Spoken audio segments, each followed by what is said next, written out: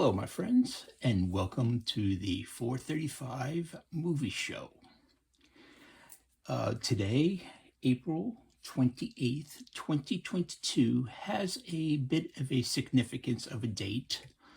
I'll get into that in just a little bit, but first, before I do that, some of you may be very familiar with this book.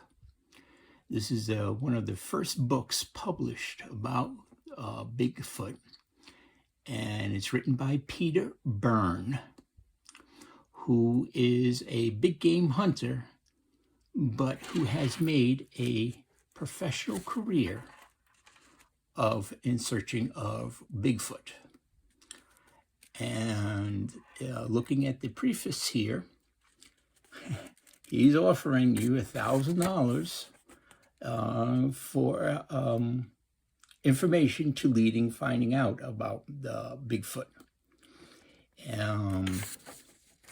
This was published in 1975, and I thought I would put this out there that you know this famous picture that we all know and seen in videos and whatnot is being claimed to be a female. But that was quite interesting. Well, what is significant about this guy? And what is significant about April 28th? Well, today it marks the 45th anniversary of a show dated back in 1977 called In Search Of, Episode 6, hosted by none other than Leonard Nimoy.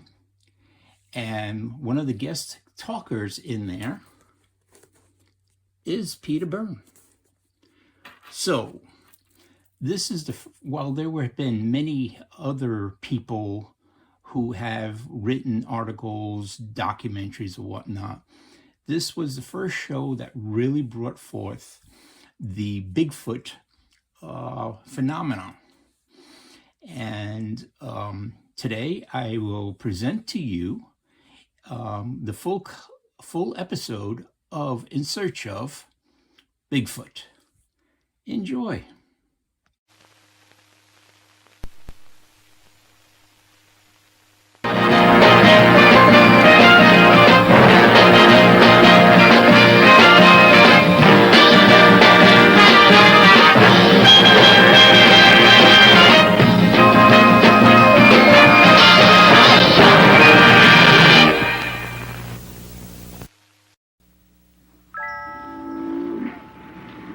Giant, hairy creature, part ape, part man. Indians call him Sasquatch. They believe he is as gentle as he is powerful and mysterious. He's been seen many times in the rugged mountains and deep woods of the Pacific Northwest. The encounters have not always been peaceful. In 1924, a small group of men were working a mine in a canyon near Mount St. Helens in Washington. One night, the miners took their weapons inside and bolted the door. They thought they were secure for the evening. Outside, something strange was happening. The cabin was under attack. Boulders rained on the roof, and someone, or something, was trying to break in.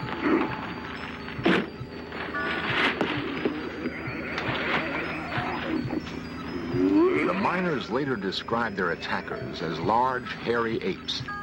The siege lasted several hours.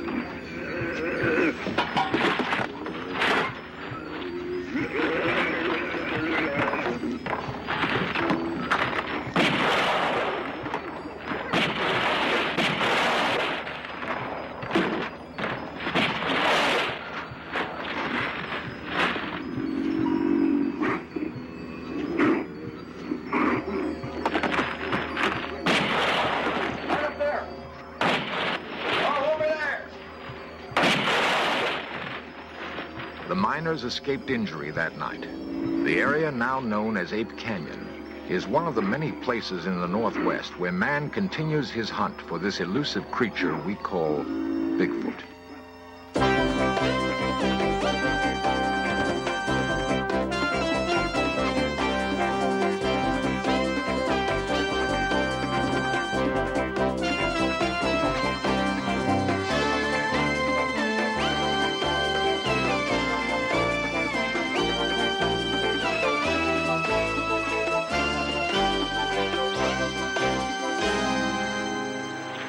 Many people do not believe in Bigfoot, but a lot of people do, and some of them feel they must kill it to prove it exists.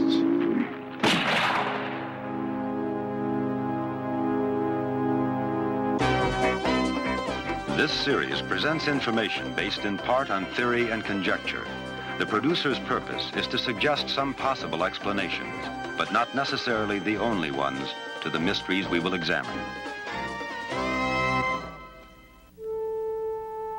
To the Indians living along the Columbia River in Oregon and Washington, or those in Canada, there is no need for proof of Bigfoot. Sasquatch has been a part of Indian lore as long as they've inhabited this land. Some anthropologists believe that the creature could have come to the northwestern part of the United States along with the Indians, across a land bridge that once connected Siberia to Alaska. The newcomers to this country have seen Bigfoot in an area ranging from northern California to southwest British Columbia. To the Indian, Bigfoot carries a mystical significance. Sometimes it's difficult to tell where myth ends and reality begins.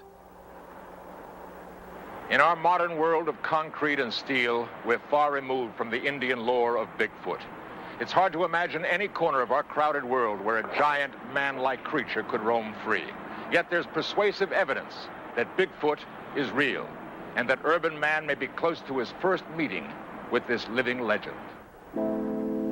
It is felt by some scientists that Bigfoot falls somewhere in this progressive chart of man, a giant hominid related to but not like modern man. According to this theory, Bigfoot would have pursued a course of evolution separate but parallel to his human cousins. Dr. Grover Krantz is an anthropologist at Washington State University.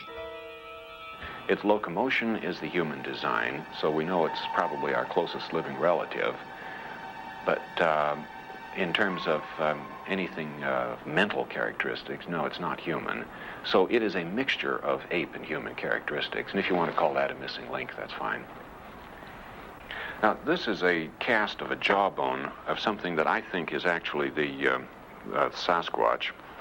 This is a jaw that's anatomically in between human and ape in its teeth, but it's much larger than any living ape, much larger than a gorilla, for instance.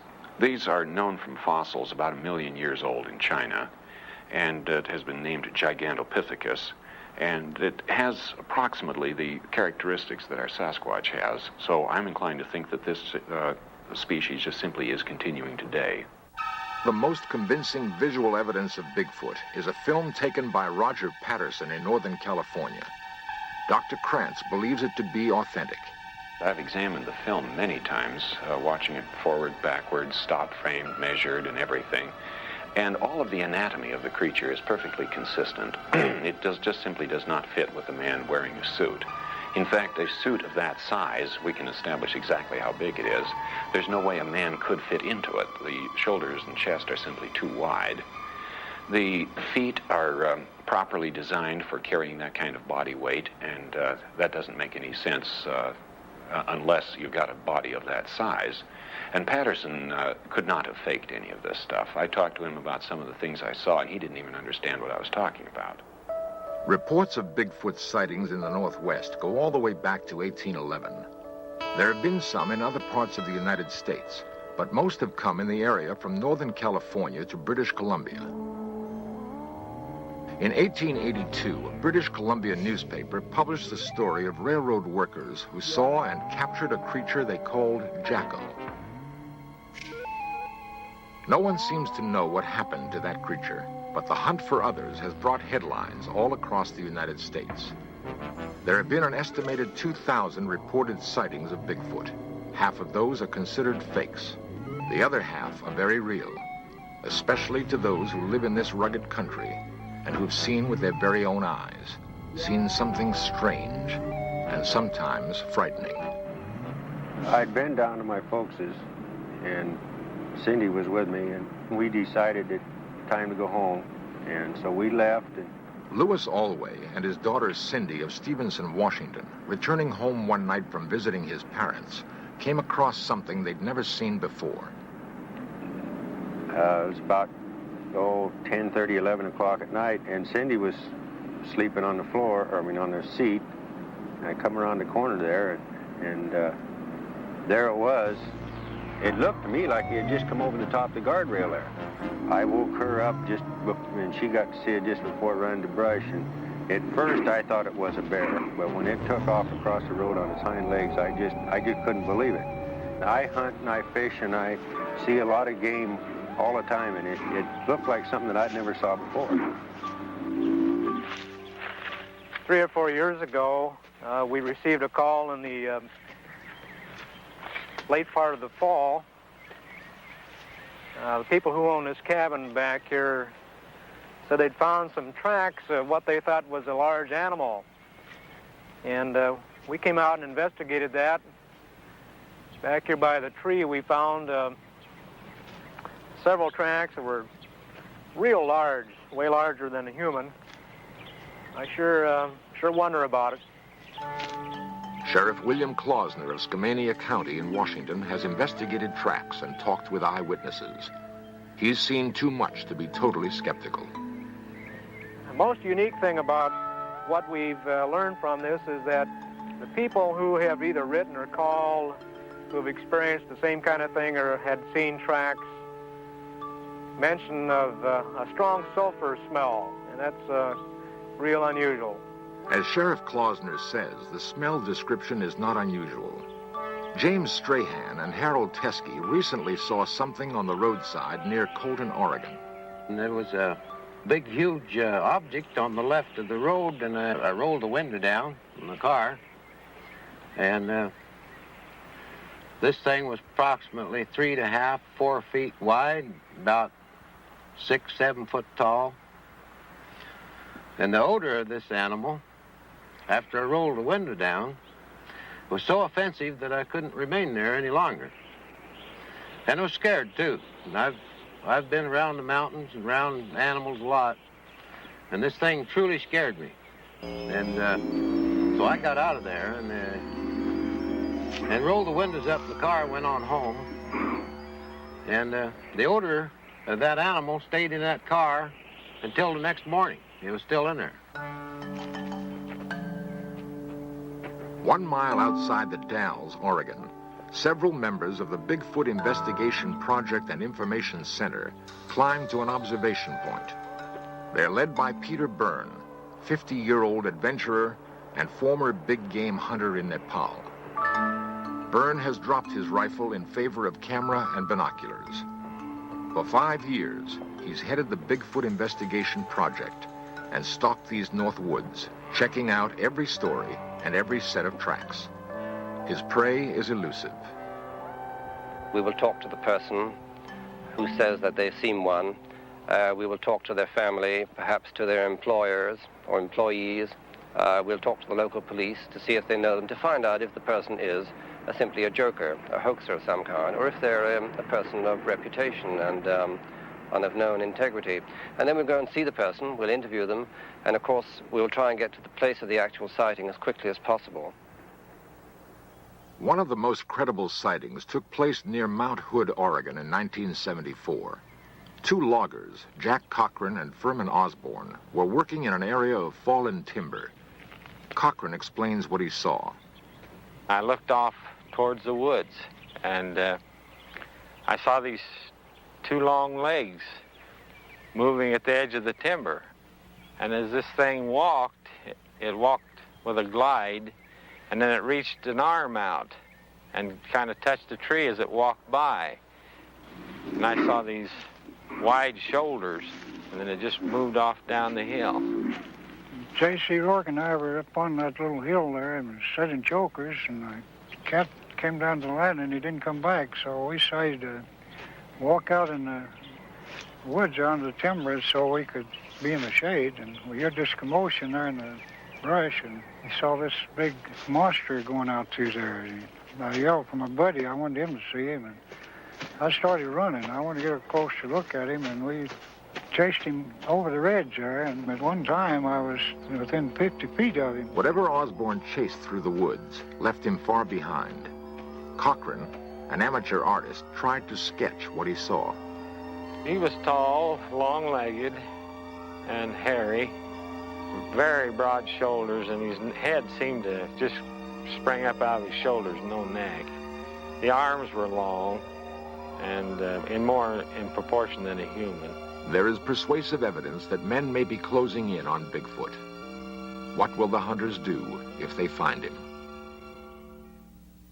And we'll just smooth it out a little bit, make sure it runs into all the cracks and corners, and that's really all there is to it. Peter Byrne, professional Bigfoot investigator. Before doing this, Hundreds of unexplained footprints have been found in these woods.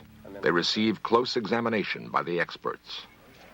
This is a plaster cast of an actual footprint here, and it's a 13.5-inch cast, and it has a number of peculiarities.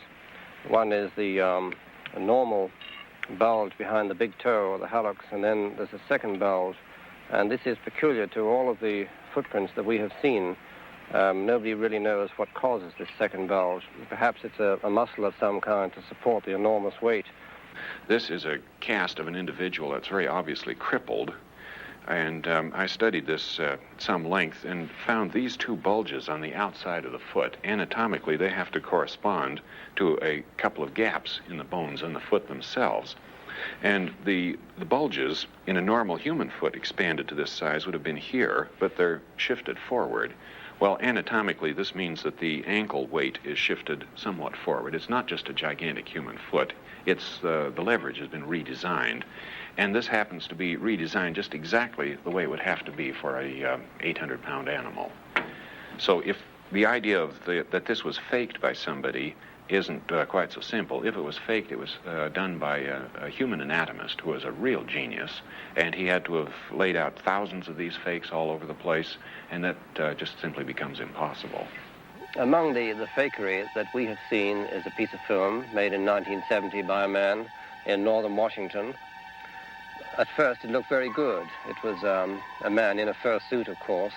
The particular man tried to sell it to us for $25,000. And he told us that the creature in this movie was 8 foot 6 inches in height. But when we found the area, we were able to do our own measurements, and we saw that the creature in the fur suit, or the man in the fur suit, was a little under 6 feet in height. This is, I think, is a good example of the kind of fakery that we have encountered through the years. Throughout the Northwest, there are hundreds of men hunting for Bigfoot. Don Peterson, Jack Sullivan, and James Huskin have searched for several years. They believe the hunt will end with a bullet. Oh, I think eventually somebody's going to bring one in. It's the only way. Pictures aren't going to be enough, because there's been film taken of one of these creatures anyway, and it's in dispute. Like Jim said, if we take a bunch of pictures, they're going to be under dispute. And if you can shoot one animal, you might be able to save the rest of them from everybody else from shooting them too. And that sets up a conflict among Bigfoot hunters. Does it have to be killed to prove it exists? Through the centuries, the mighty Columbia River separating Washington and Oregon has cut a deep gorge on its way to the Pacific Ocean. It is a big, rugged, beautiful land where man holds a deep respect for nature. In Stevenson, Washington, they passed an ordinance setting a $10,000 fine or 5 years in jail for killing a Bigfoot. The people living in this country have a special relationship to the woods. They depend on the land for their survival. They may not totally believe in Bigfoot, but they believe in the possibility. And they don't want it killed, at least not in their county. District Attorney Robert Leake. We didn't feel that if there was such an animal, that the animal had ever harmed anybody, or that it had done anything to deserve to be shot or captured. We need a piece of the body. Nothing else will be accepted. I think that there are many other ways of proving the existence of something other than killing that particular thing that you're trying to prove exists. My preference would be to locate a hunter who has shot and killed one, and perhaps because he thought he killed a valuable animal or a peculiar human, he might not have said anything about it. But if he would come forward, perhaps we could examine the place where he killed it, and we might find a few bones, and then the whole thing is settled right there.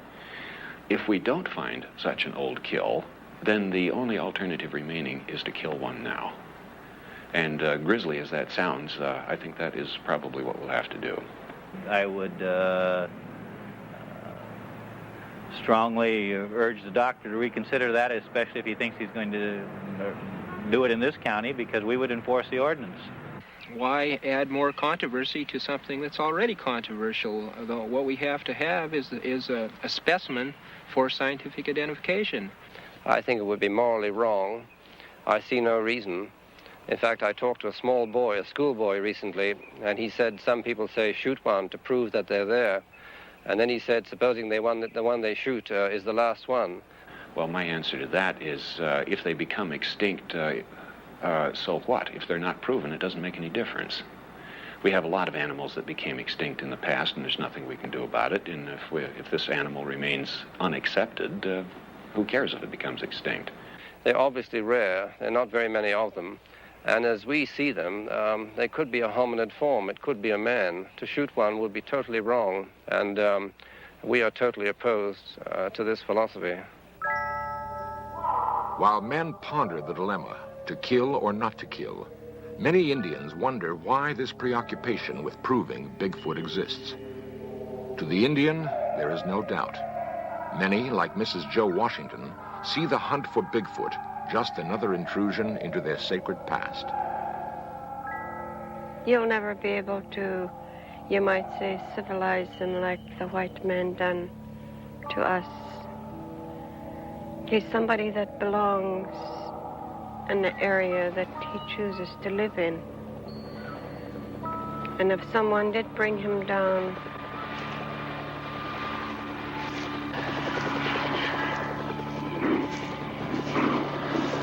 he'd never adapt to your way or even mine, because his way of life is entirely different from ours, mine and yours. And I always felt so bad when I hear of Sasquatch hunters that say they're going to photograph this man, or most of them refer to him as an animal. And from the stories and things that I was taught by my people, that he is not an animal, he's not a savage, he's a gentle being that just goes about his own way, collecting his own food, clothing, and lives where he chooses.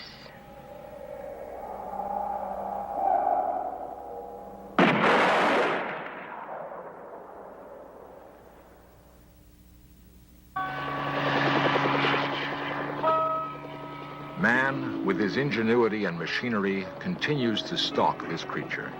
A creature described by the Indians as a gentle being, wanting to live in peace in his own habitat. A creature some scientists believe is a link to centuries long past.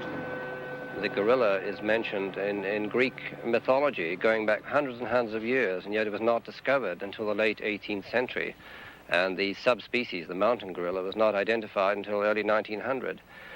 And there are other examples. The fossil fish that was discovered in the Indian Ocean only a few years ago, believed to be extinct for 80 million years. This is the coelacanth, and now it's known to still live off the coast of Africa. Is that the case with Bigfoot? Is this creature really a relative of the Gigantopithecus, a primate that lived over 1 million years ago in China? The land lends itself to hide such a creature. There is food for it to survive. It does not need man. But it may have to die at the hands of man to prove to him that there is such a thing called Bigfoot. If we assume that Bigfoot is real and that men are closing in on this seemingly gentle monster, then we must prepare for that first meeting. To have eluded us for so long, Bigfoot must understand men very well. The burden will be on us to understand him. Bigfoot may well be waiting for some sign that we're ready.